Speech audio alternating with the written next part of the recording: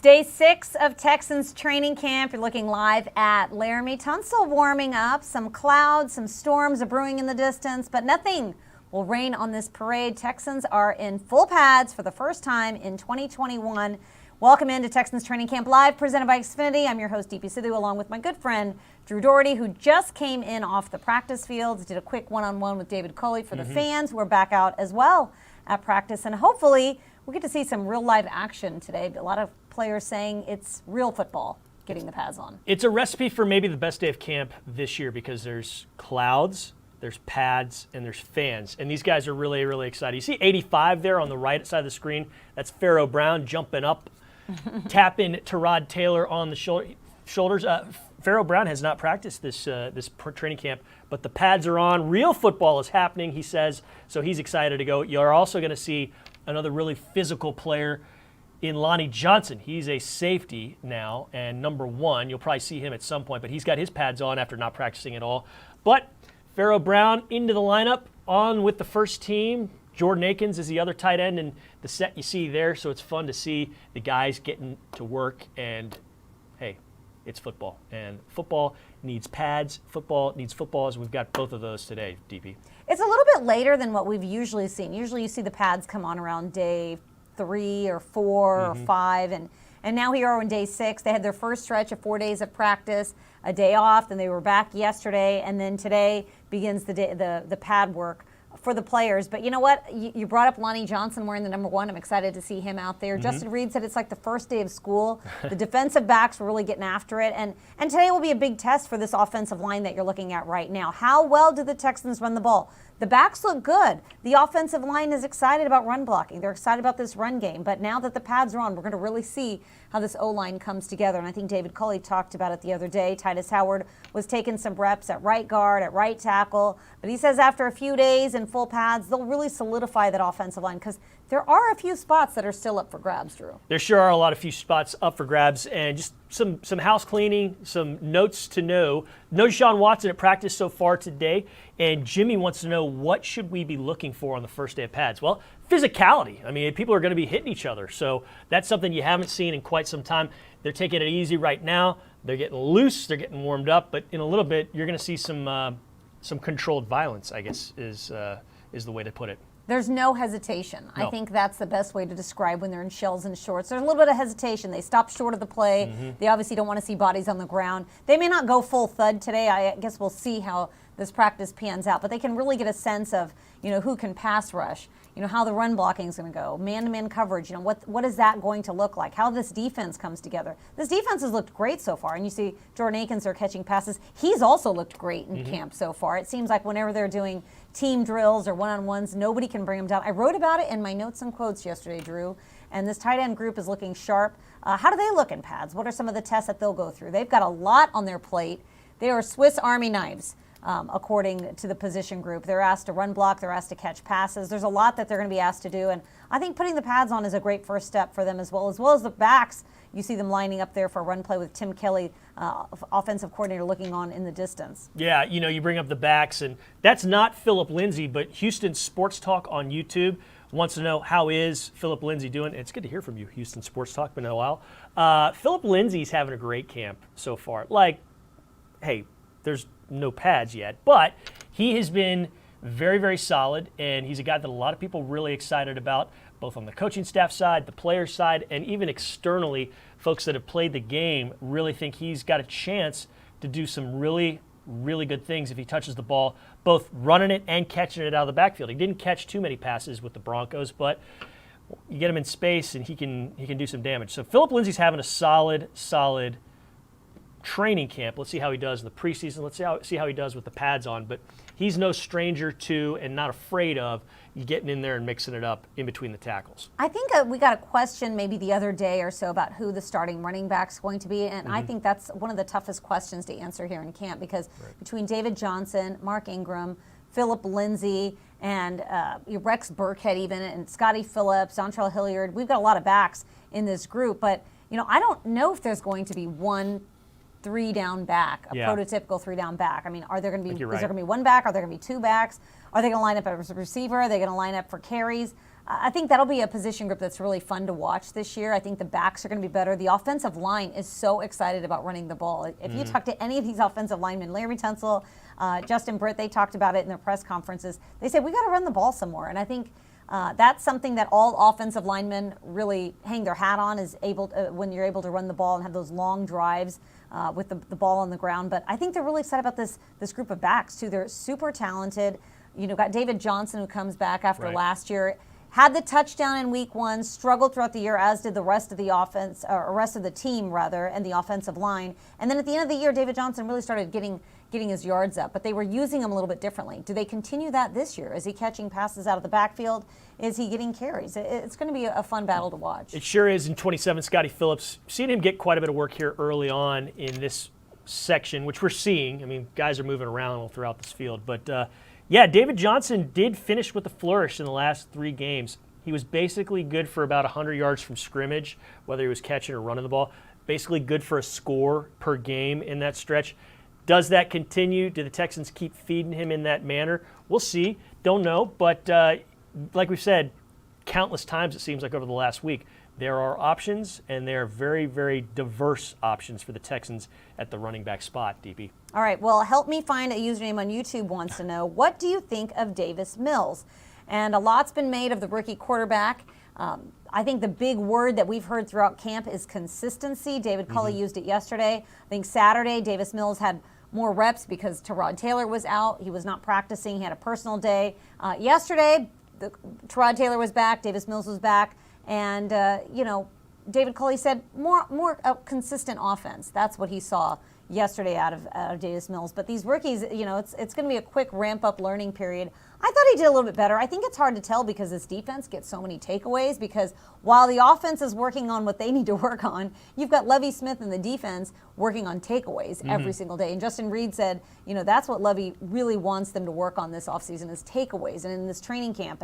And just because they get takeaways in one day of practice, the next day they come in and Lovie says, that was yesterday. You got to do it all over again today. So the defense is really working hard at takeaways. So it's going to present some challenges for a rookie like Davis Mills, who hasn't seen a lot of the fronts that they're probably showing him in camp and just hasn't seen live action like that. Yeah, it's a good point you bring up about the takeaways, because Justin Reed was describing it the other day. He said, Lovie Smith wants us to take calculated gambles. So if we think we can strip the ball, let's do it. If we think we can jump a route, let's do it. And so perhaps Davis Mills has been, on the bad end of that that equation.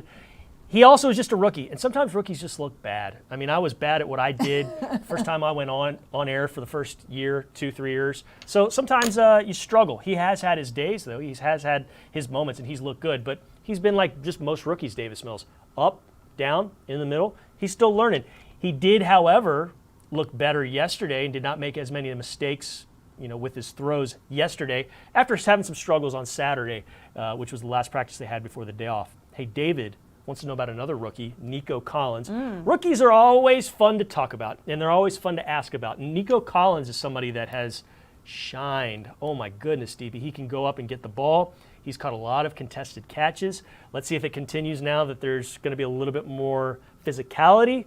But Nico Collins is somebody that you might hear from this year, and you might hear from quite a bit if he keeps playing the way he's playing now. Yeah, David Culley was asked about him yesterday. He was trying to temper the enthusiasm on Nico Collins a little bit, because he has done some great things out there, but they want to see him do that on a consistent level. He said there's still some things that the rookie needs to do a little bit better out there. I mean, from our eyes, Drew, it does look like he pretty much catches everything that's thrown his way, but he has had some misses as well. So he's just got to put it together. But the arrow is definitely pointing high for Nico Collins. Yes. He just looks the part. He's big. He's physical. And I think he's a really nice addition to this wide receiver group. I'm with you on that. It's like he's a muscular Gumby, the way he moves. And I mean that in the nicest of ways possible. And the most complimentary of ways. I mean, he's just very fluid in how he gets out there.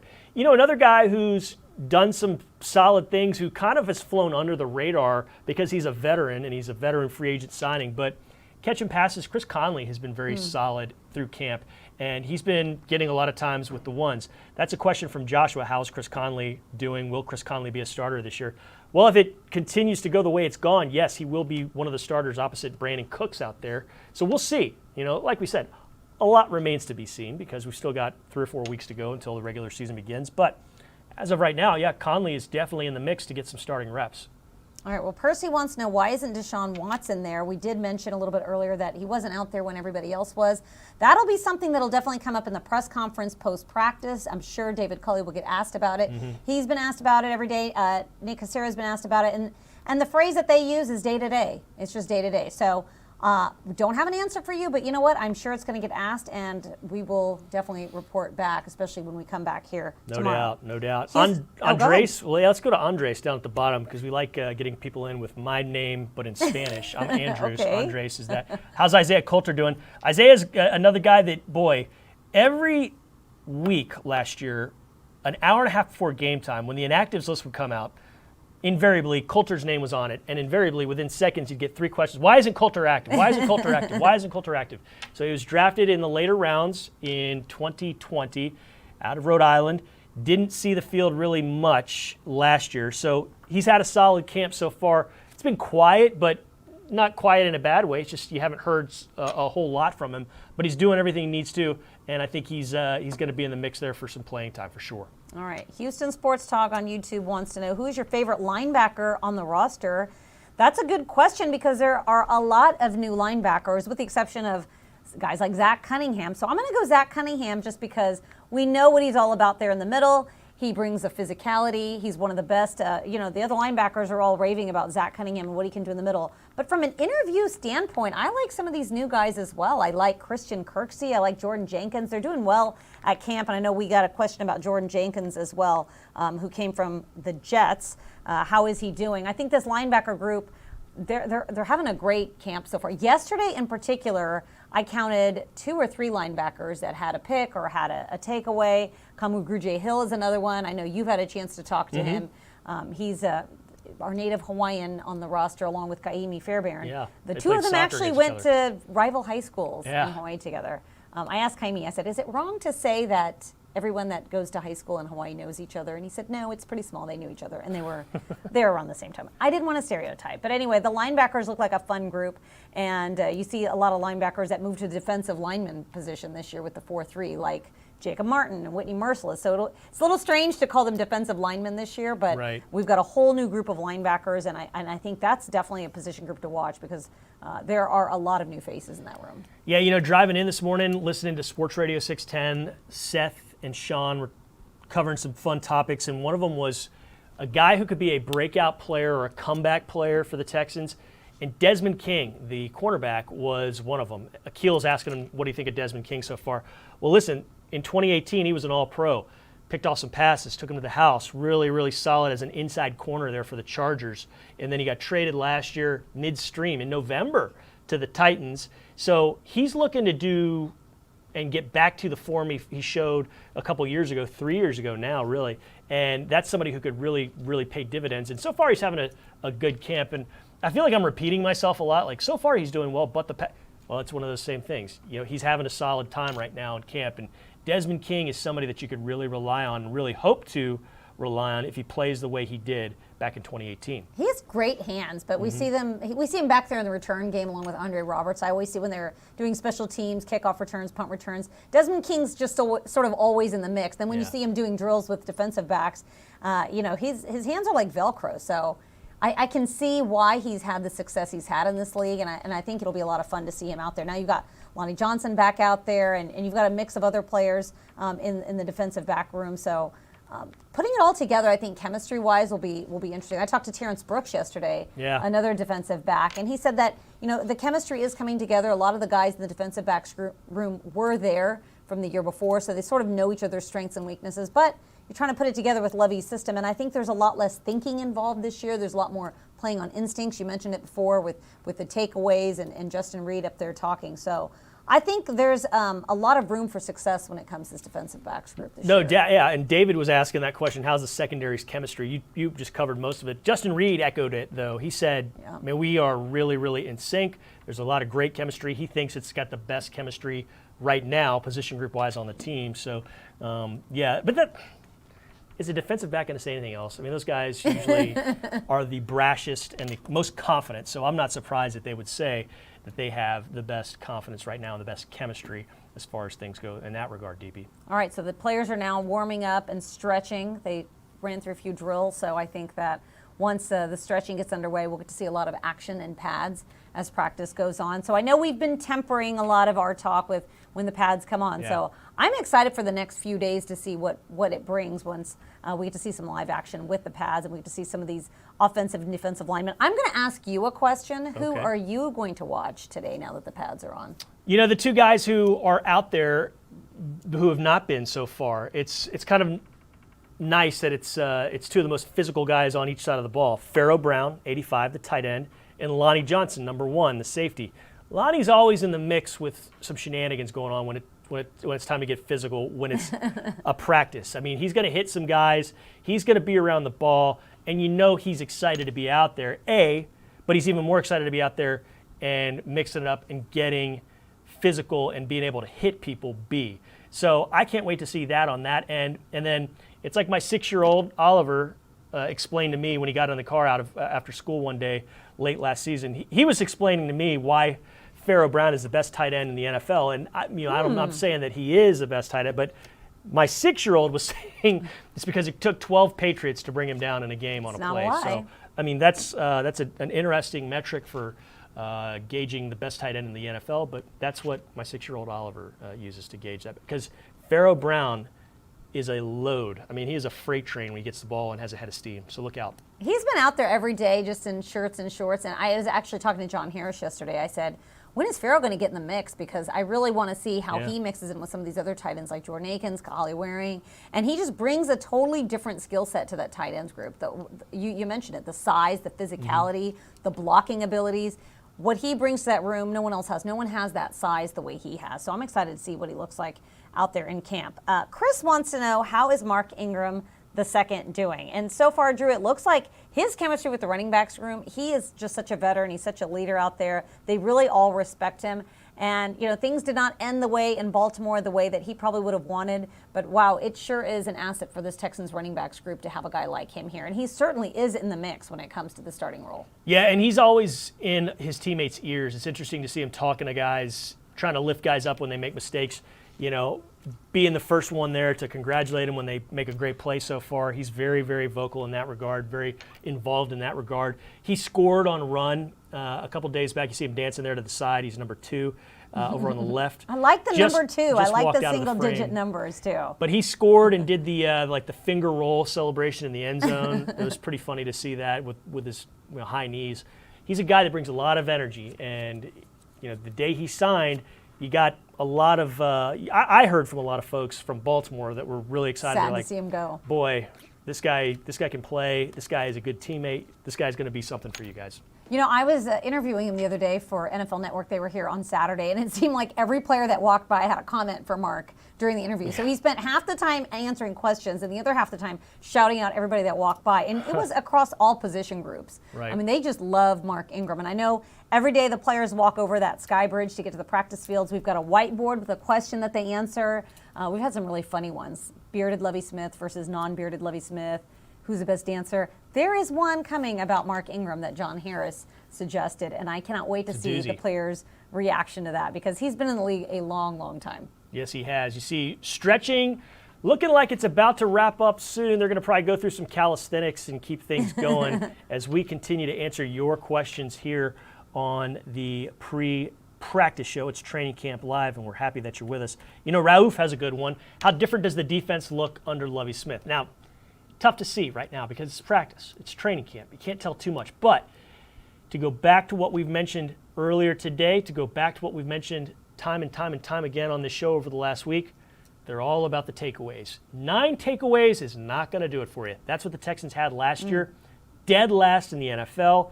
Horrendous stat. You can't win games if you don't have the ball. So what's the first thing Lovie Smith wants to do? You got to get the ball back. And he has made that a big point of emphasis. And that's what I've noticed so far is guys are going for the strip, guys are going for the pick, guys are doing things a little bit more so than they would in the past. It kind of reminds me of 2009 when the Saints came here and practiced against the Texans. They came away with some takeaways in that camp. They were good about that as a defense on the whole, stereotypically, through the rest of that season. And then I remember watching the Super Bowl and having Twitter up and seeing a couple different Texans players saying, man, they're getting the ball back just like they were doing here in training camp. They were all about stripping it. So it's sort of one of those things that it reminded me of. Now, I'm not saying the Texans are going to go win the Super Bowl right now. I'm not guaranteeing that. But it's definitely something that they want to do. Get the ball back. Get takeaways. That is a huge, huge deal. Yeah, and I think the actual personnel looks different as well, because before we had the 3 forward, big, ginormous defensive linemen. Now you've got some linebackers that have moved up into D linemen, and they've put on maybe like 5 pounds, 10 pounds, 15 tops. Most of them put them at about 10 pounds. So I think the linemen are a little bit leaner, a little bit faster, and the linebackers are asked to do a lot more. There's only 3 of them back there, so a base 4-3. I think the personnel looks a little bit different. I think Justin Reed said as far as the back end goes, they're able to play a little bit more instinctively. They don't have to think so much, and I think that a lot of players are going to do really well in that system. So hopefully that leads to more takeaways, like you said. All right, we see the offense warming up, and that leads into Derwin's question. Derwin! How different will the offense be this year? What's up, Derwin? Good to hear from you, Derwin. Derwin, I think the offense is going to be Derwin. greatly different because, first of all, if you've got a different quarterback, you've got Tyrod Taylor out there, you've got Davis Mills, likely Tyrod Taylor with the way things are going here in camp, and then you've got a whole different group of backs, and you've got offensive coordinator Tim Kelly, you've got Pep Hamilton, you've got David Culley, you've got offensive linemen, you've got everybody saying this team is going to run the ball more. They want to run the ball more effectively. I think that's very different than what we saw in the past, where this team was just passing all day long. Let's embrace debate, DP, because you say that. I'm going to go on the other side of things. I'm going to just quote Laramie Tunsil when he was asked about the offense. Same as last year, same. So there's going to be some wrinkles to it. It's going to be very similar because you got the same offensive coordinator. But, yeah, Derwin, it's going to be different. Maybe he doesn't want to give away any secrets. I think that's what he was going after. But, doing. I think you're going to see a lot of the similar Maybe he's stuff. the same. But I think this offensive line, which I've talked about many, many times, I think it's going to be better. I think it's really going to be a lot better. They're going to be able to run the ball better. They'll be able to protect a little bit better. And it's just going to cascade and help in so many different ways across the football team. You're going to see the defense get a little bit more rest and be able to tee off perhaps a little bit better. So I do think this offensive line is going to be better. I think the offense will be tweaked.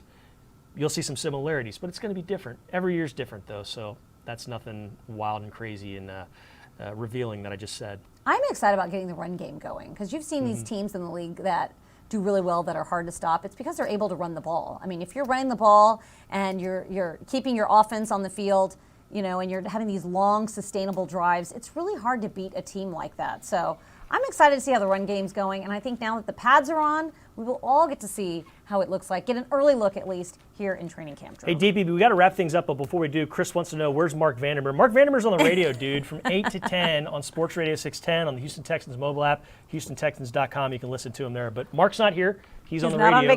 So if you're not watching us, you can listen to him. Sound good? Yeah, you can listen to him for maybe another 15 minutes or so every day, 8 to 10 on Sports Radio 610. But in between that, be sure to watch Texans Training Camp Live presented by Xfinity. We will be here again tomorrow. We'll give you the rundown on what it looked like day one in pads. Yes. We'll give you a preview of tomorrow in pads as well. I'm assuming they're going to be in pads, but we're going to wrap it up for today. We're going to head out to practice ourselves. Check out HoustonTexans.com for all of our interviews, notes, and quotes, and basically anything that you need to know from today's practice. On behalf of Tyler Marcotte, Caroline Jordan, Einav Leibowitz, Amanda Caffey, Alex Lozano, Jay McDevitt, Drew Doherty, and myself, thank you so much for watching, and as always, go Texans.